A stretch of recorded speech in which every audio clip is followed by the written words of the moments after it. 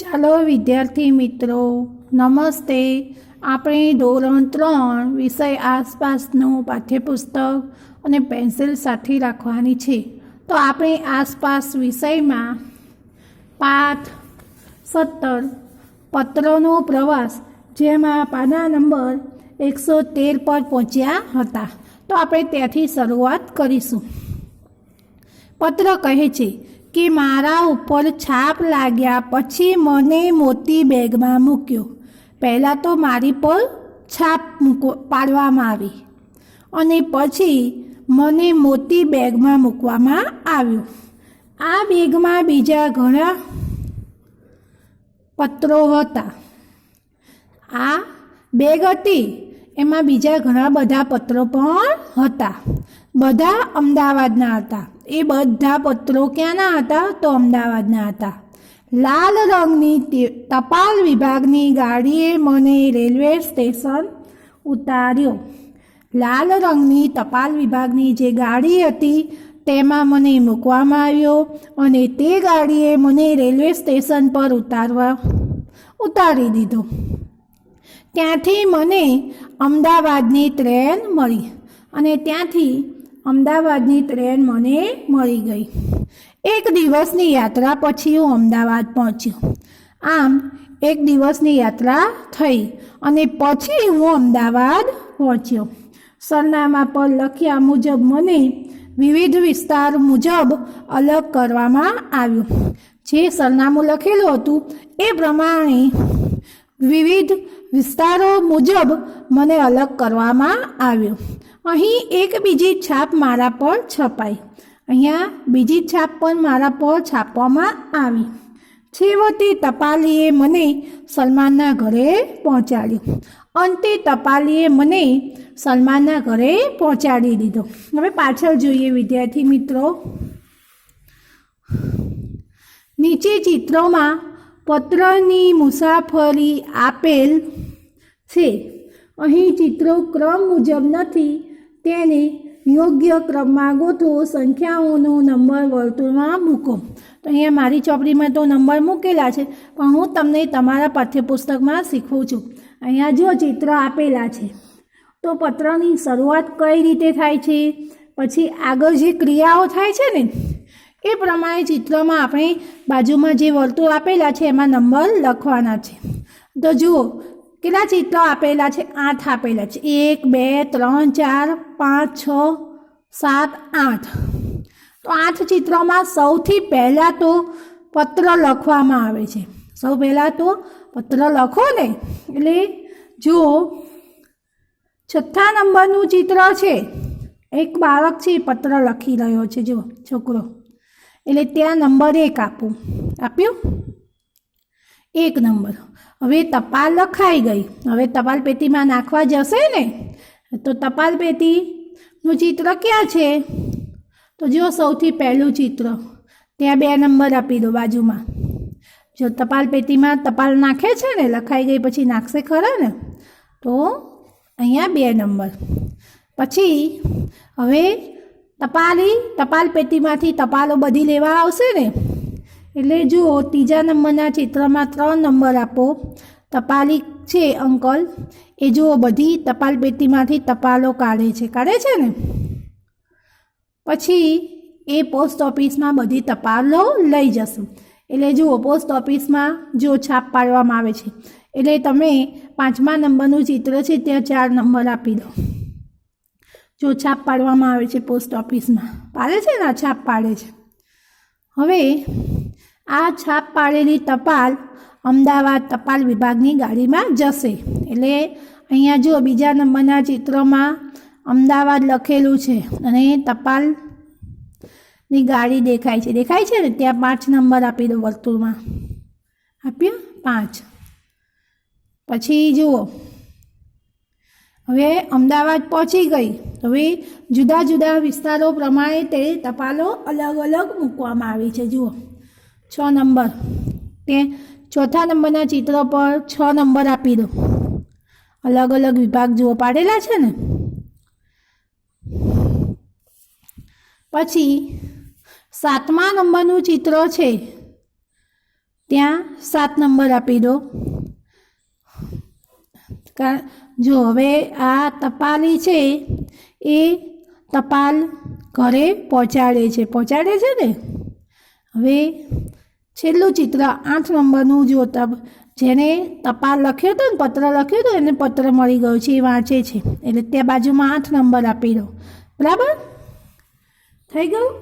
તો અહીંયા 1 થી 8 ચિત્રોમાં જે પત્રોની જે ક્રિયા થાય છે એ બધી ક્રિયાઓ અહીંયા આપેલી છે. હવે સામેના પેજ ઉપર જોઈએ.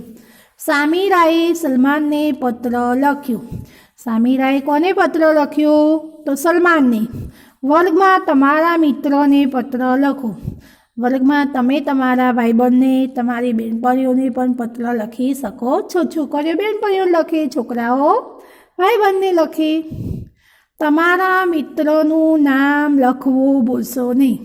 જ્યારે તમે પત્ર લખો ત્યારે તમારા મિત્રોનું નામ લખવાનું ભૂલવાનું નહીં. દરેકે પત્ર લખ્યો, પરંતુ તે આપણે ક્યાં પોસ્ટ કરવો? પત્ર તો લખી દીધો, હવે એને પોસ્ટ ક્યાં કરવાનો? તો જુઓ, વર્ગ માટે ટપાલ પેટી બનાવો. એક ખાલી ખોખું લેવાનું, બોક્સ લેવાનું. ચોકલેટો આવે છે ને ખોખામાં, એ લઈ લેવાનું. તેને લાલ રંગ કરો. પછી તેને લાલ રંગ કરી દેવાનો, અથવા લાલ રંગથી કલર ન કરો તો પછી લાલ રંગનો કાગળ તેની પર ચોંટાડી દેવાનું. ખોખાના કવર ઉપર કાતરની મદદથી કાપો. ત્યાર પછી શું કરવાનું? ખોખાનું કવર હોય ને એની ઉપર કાતર વડે કાપી દેવાનું. પત્ર નાખી શકાય એટલો કાપો. બોક્સ ઉપર હોવો જોઈએ. પત્રો નાખી શકાય, ટપાલ નાખી શકાય એટલું જ કાપવાનું, કટિંગ કરવાનું. બરાબર. હવે ટપાલ પેટી તૈયાર છે. તમારે ઘરે આ રીતે ટપાલ પેટી તમે બનાવી શકો છો. તમારો પત્ર ટપાલ પેટીમાં નાખો. તમે જે ટપાલ પેટી છે એની અંદર તમારો પત્ર નાખી દો, ટપાલ નાખી દો. તમારા મિત્રએ તમને લખેલા પત્રની રાહ જુઓ. હવે તમારો ભાઈબંધ છે, તમારો મિત્ર છે, એણે પણ તમને પત્ર લખ્યો હશે. એ પત્રની તમે રાહ જુઓ. એક બાળક ટપાલી બનશે. તે ટપાલ પેટીમાંથી પત્રો લઈ જશે અને બધા બાળકોને વેચશે. આવી રીતે વર્ગમાં આવી પ્રક્રિયા થઈ શકે છે. એક બાળક ટપાલી બને, પછી એ શું કરે? ટપાલ પેટીમાં જેટલે ટપાલો હોય બધી લઈ લેશે અને બધા બાળકોને જે નામ લખ્યું હોય એ પ્રમાણે વેચશે ટપાલ પેટીમાંથી કાઢીને. શું તમે તમારા મિત્રોના પત્રને વાંચી મજા માણી? શું તમે તમારા મિત્રએ તમને જે પત્ર લખ્યો હતો એ પત્ર વાંચીને તમે મજા માણી? જેવી રીતે તમે તમારા મિત્રને પત્ર લખ્યો તેવી જ રીતે તમારા મિત્રો અને સગા સંબંધીઓએ પણ તમને પત્રો લખ્યા જ હશે.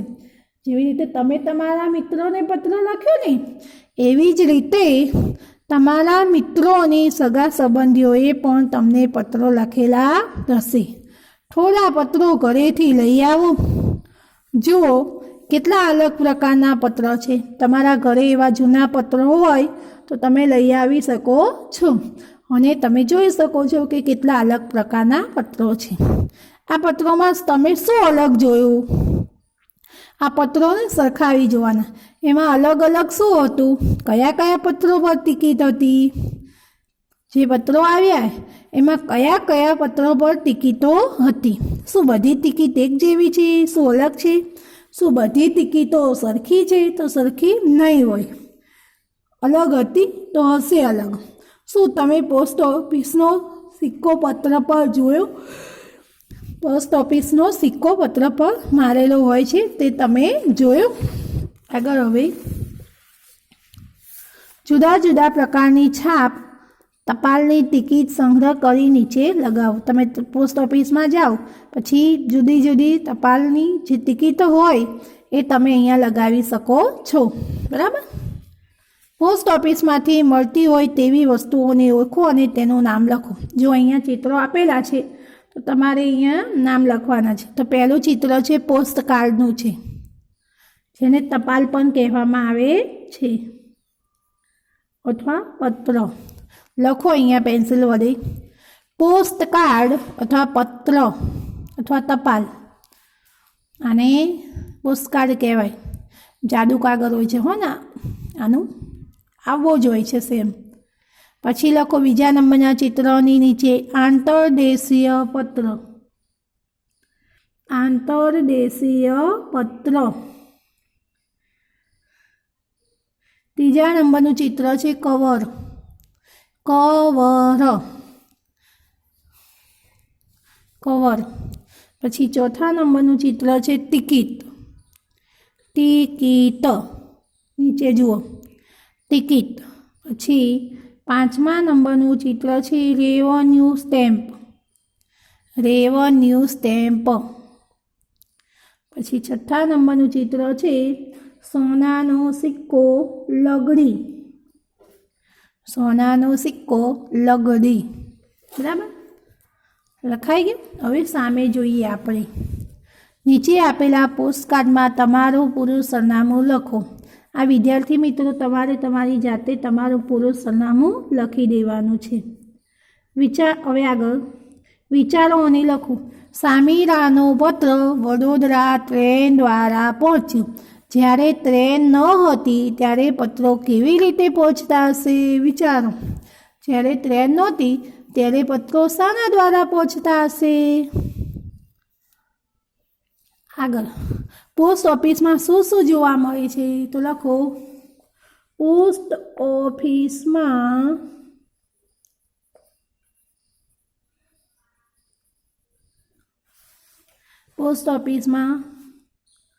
પોસ્ટકાર્ડ પરબિડિયા કવરો પછી આંતરદેશીય પત્ર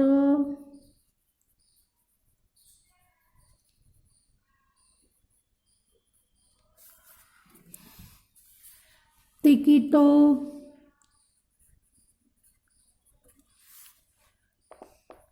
બારી તેમાં કામ કરતા માણસો એટલે કે કર્મચારીઓ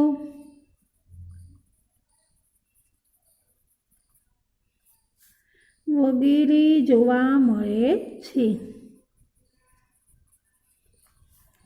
પોસ્ટ ઓફિસમાં પોસ્ટકાર્ડ પરબિડિયા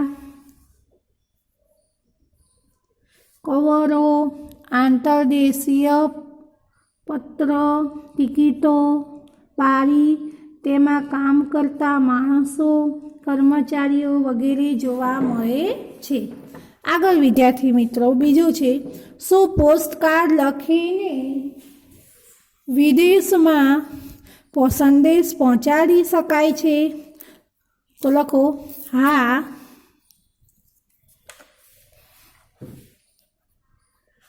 પોસ્ટકાર્ડ લખીને વિદેશમાં સંદેશ પહોંચાડી શકાય છે પોસ્ટકાર્ડ લખીને વિદેશમાં સંદેશ પહોંચાડી શકાય છે આગળ પોસ્ટ ઓફિસમાં બીજા કયા કયા કામ થાય છે તો લખો પોસ્ટ ઓફિસમાં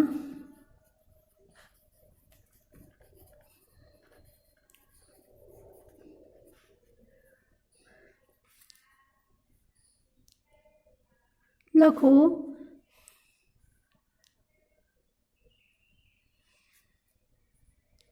નાણાંની લેવડ દેવડ પછી લખો વિધવા સહાય માટે પેન્શન પછી લખો લાઇટ બિલ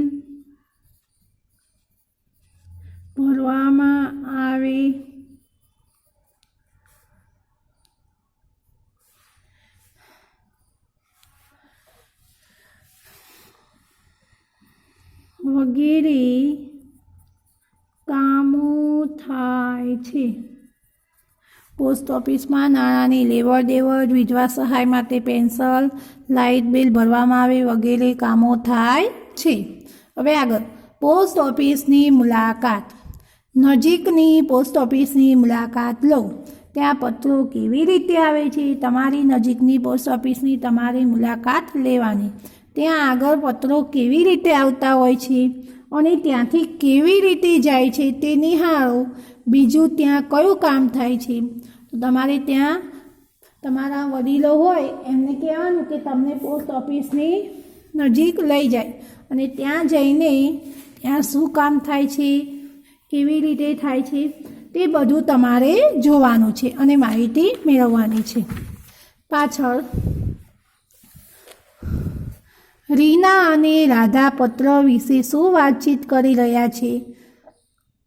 જો તમને ખબર છે, આજે અમે વર્ગમાં પત્રની મુસાફરી વિશે ભણ્યા. મારે નાનીને પત્ર લખવો છે. રીના રાધાને કહી રહી છે.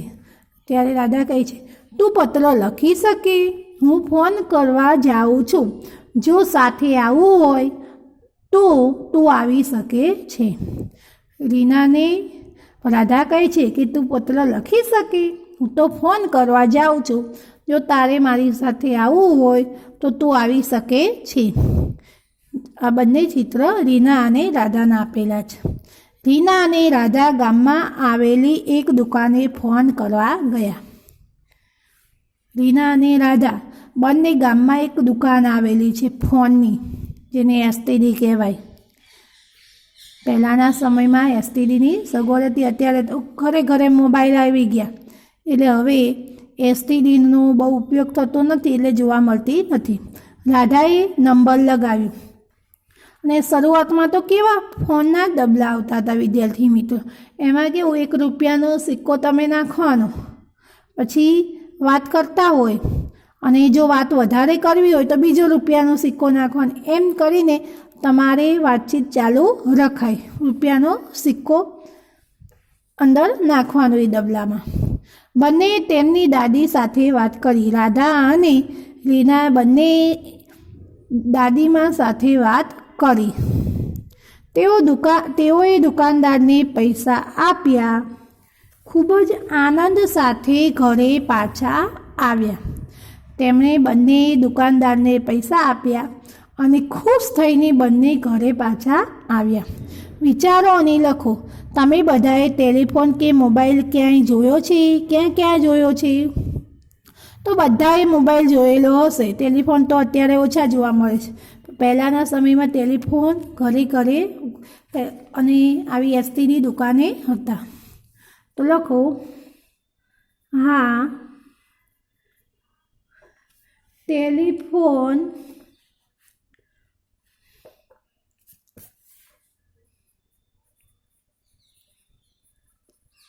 દુકાને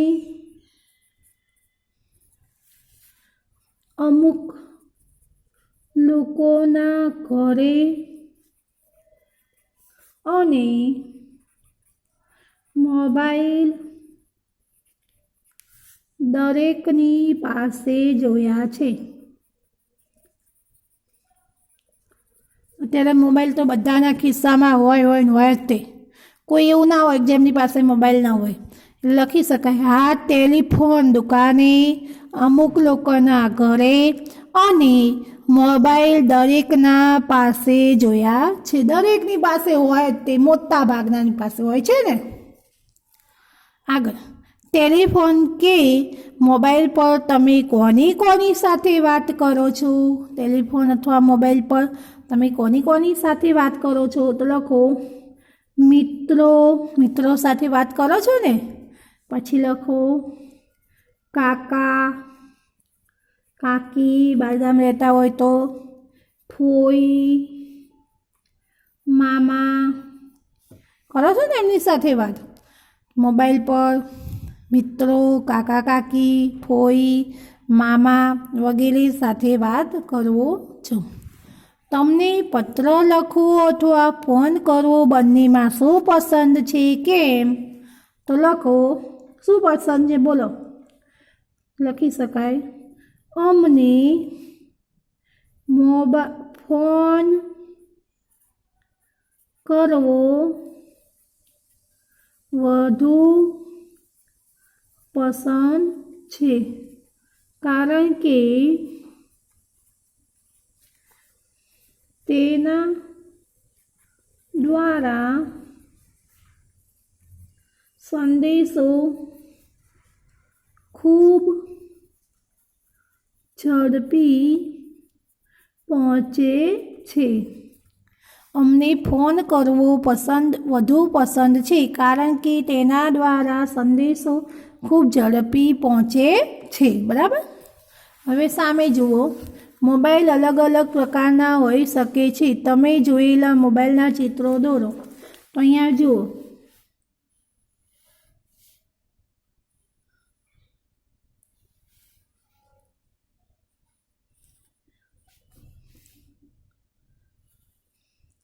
આવા મોબાઈલ આવે.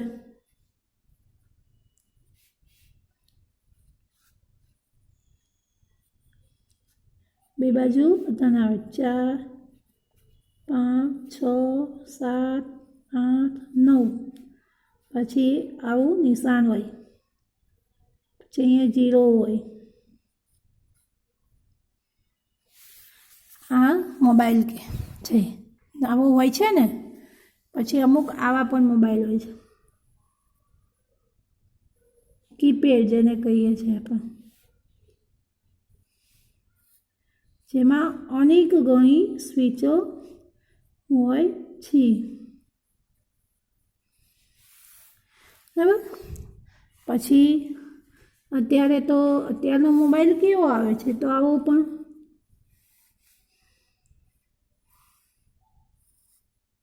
કીપેડ. બરાબર. આગળ, તમારો પોતાનો ટેલિફોન બનાવો, અને સ્માર્ટફોન કહેવાય. કીપેડ છે. શું જોઈશે? ખાલી માચીસના બોક્સ અથવા આઈસ્ક્રીમના કપ અને દોરો. તમારી પાસે ખાલી બાકસ હોય ને, એના 2 ખોખા લેવાના. એ ન હોય તો આઈસ્ક્રીમના કપ 2 લેવાના અને દોરો લેવાનો. બંને માચીસના બોક્સ અથવા આઈસ્ક્રીમના કપમાં કાણું પાડવાનું. બંનેની અંદર કાણું પાડવાનું. બંને કાણામાંથી દોરો પસાર કરો. એ બંને કાણામાંથી એક દોરો પસાર કરવાનો. દોરાના બંને છેડે ગાંઠ મારો. દોરાની બંને બાજુ ગાંઠ મારી દેવાની. તમારો ટેલિફોન તૈયાર. તમારો ટેલિફોન તૈયાર થઈ ગયો છે. તમારા મિત્રને ટેલિફોનનો એક છેડો તેના કાન નજીક રાખવા કહો. તમારો જે ભાઈબંધ હોય એને ટેલિફોનનો એક છેડો તેના કાન નજીક રાખવાનું કહેવાનું. બીજો છેડો તમે તમારા મોઢા પાસે રાખો, અને બીજો છેડો છે એ તમારે તમારા મોં પાસે રાખવાનો છે. ધ્યાન રાખો, દોરો ખેંચાયેલો રહે અને ક્યાંય અડે નહીં. તમારે એ ધ્યાન રાખવાનું કે જે દોરો છે એ ખેંચાયેલો રહેવો જોઈએ, ક્યાંય અડકવો જોઈએ નહીં. વાતચીત ચાલુ રાખો. વાતચીત ચાલુ રાખવાની. હવે જો, શું સરખું ટેલિફોન અને પત્રમાં? તો સંદેશો પહોંચાડવાનો.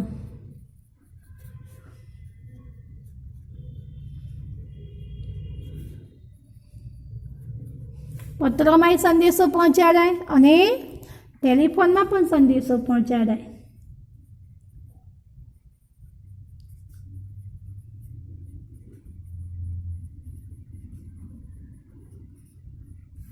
પછી આગળ, શું જુદું હોય છે?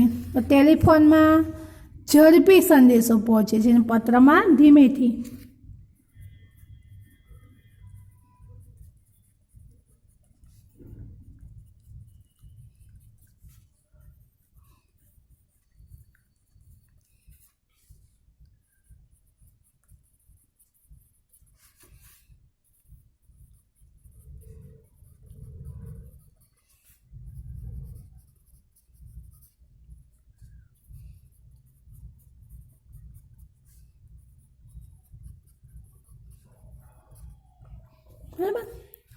ટેલિફોનમાં સંદેશો ખૂબ ઝડપી પહોંચે છે, જ્યારે પત્રમાં સંદેશો ખૂબ ધીમેથી પહોંચે છે.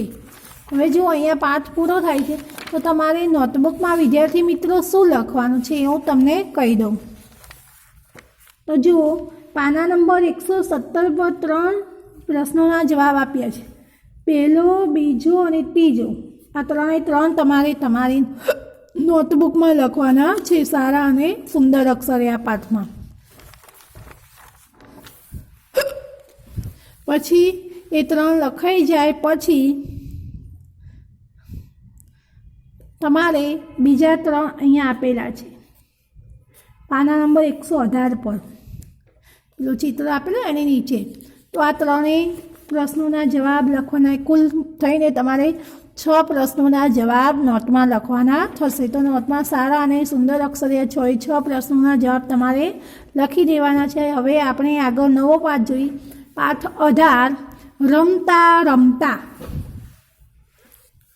જુઓ, અહીંયા ચિત્ર આપેલું જ છે, અહીંયા રમત છે, પગથિયાની રમત છે. જુઓ, અહીંયા કેટલાક બાળકો રમી રહ્યા છે.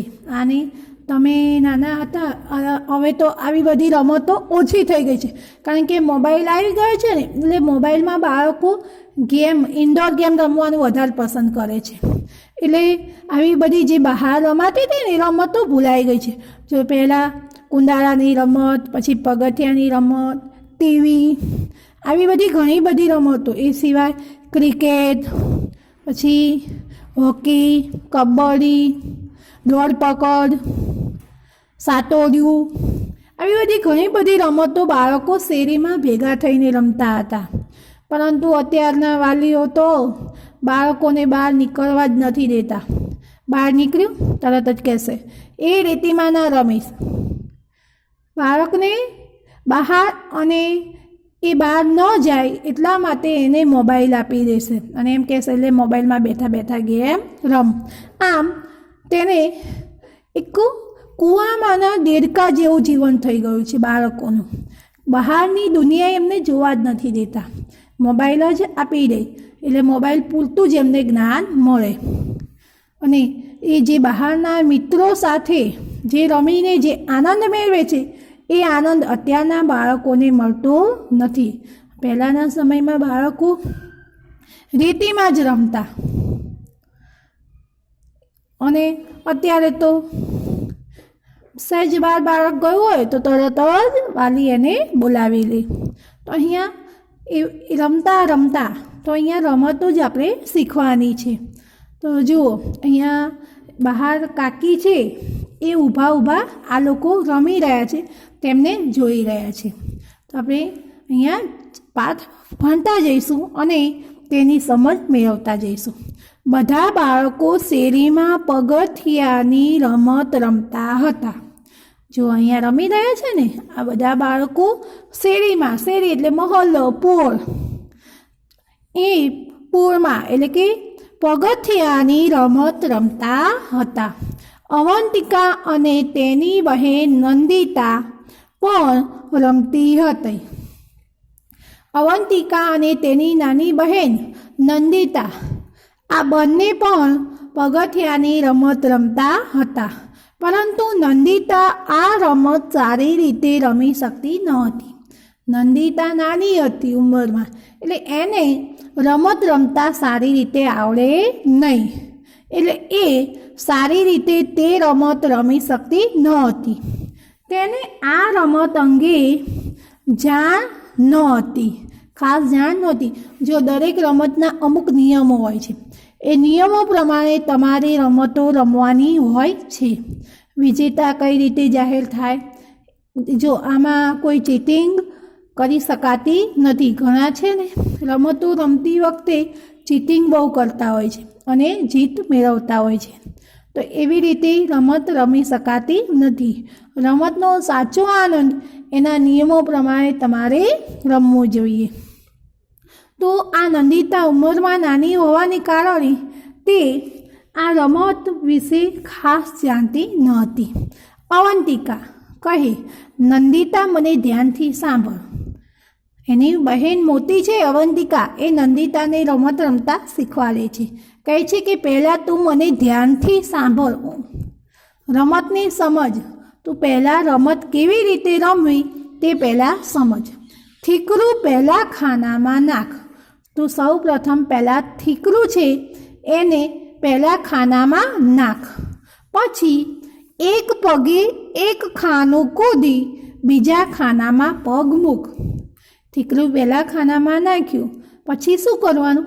તો એક પગે એક ખાનું કૂદી જવાનું અને બીજા ખાનામાં પગ મૂકી દેવાનું. જે ખાનામાં ઠીકરું હોય એ ખાનામાં પગ મૂકવાનો નહીં, એવું ખાસ યાદ રાખવાનું. યાદ રાખ, જ્યાં 4, 5 અને 7, 8 લખ્યું છે ત્યાં જ રમનાર બંને પગ મૂકી શકે છે.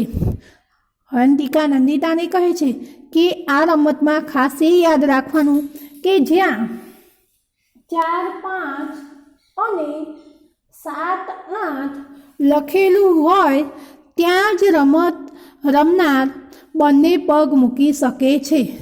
બાકી 3, 6 લખેલા હોય ત્યાં એક જ પગ મૂકી શકાય છે.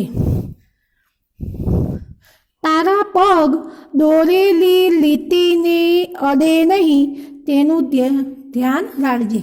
તારા જે પગ છે એ આ જે લીટી દોરેલી છે એને અડવા જોઈએ નહીં, એનું ખાસ ધ્યાન રાખજે. જો અડી જશે તો તું રમતમાં આઉટ થઈશ. જો તારા પગ એ લીટીને અડકી જશે તો તું રમતમાં આઉટ ગણાઈશ. જ્યારે તું છેલ્લા ખાના પાસે પહોંચે ત્યારે રમનારે પાછું ફરવું. જ્યારે તું છેલ્લા 8 નંબરના ખાના પર પહોંચે પછી જે રમત રમનાર છે એને પાછું ફરી જવાનું. જ્યારે તું પાછી ફરે ત્યારે ઠીકરું ઉઠાવી તેને પાછું લાવવું. જ્યારે પાછી ફર ત્યારે ખાસ એ યાદ રાખવાનું કે ઠીકરું ઉઠાવીને તેને પાછું લાવવાનું છે, ઠીકરું ત્યાં રહેવા દેવાનું નથી. એક વખત આ રીતે કરી લીધા પછી હવે ઠીકરું તેના પછીના ખાનામાં નાખવું. એક વખત આ રીતે કરી લીધું પછી હવે ઠીકરું તેનું પછીનું ખાનું 1 નંબર પછી 2 નંબરનું ખાનું આવતું હોય ને એ ખાનામાં નાખવાનું. આ જ રીતે ઠીકરું વારા ફરતી એક પછી એક ખાનામાં નાખીને રમત આગળ વધારવી. આ રીતે તારે એક પછી એક ખાનામાં ઠીકરું નાખીને રમતને આગળ વધારવાની. જો અવંતિકા એની નાની બહેનને આ રીતે રમત રમતા શીખવાડે છે. હવે સામે જોઈએ, બાળકોએ ફરીથી રમવાનું શરૂ કર્યું. હવે બાળકો ફરીથી રમત રમવા લાગ્યા. ઘણા સમયથી કાકી તેમની રમતા જોઈ રહ્યા હતા. કાકી બહાર ઊભા હતા બારણા આગળ અને એ બાળકોને રમત રમતા જોઈ રહ્યા હતા.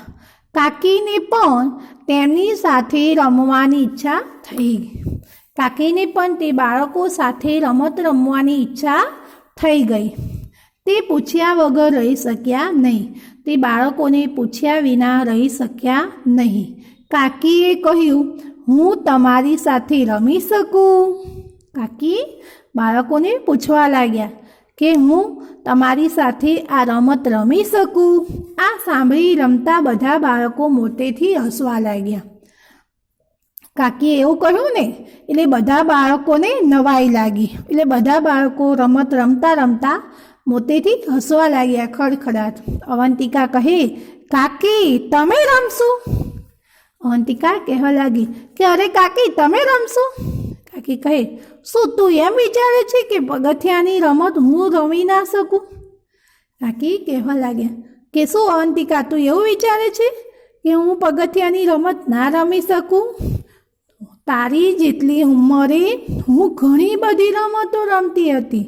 કે હું જ્યારે તારા જેટલી હતી, જ્યારે નાની હતી ત્યારે હું પણ તારી જેમ ઘણી બધી રમતો રમતી હતી. નંદિતા કહે, કાકી તમે કઈ કઈ રમતો રમતા હતા? નંદિતા કાકીને પૂછવા લાગી કે કાકી તમે એ તો કહો કે તમે કઈ કઈ રમતો એ સમયે રમતા હતા.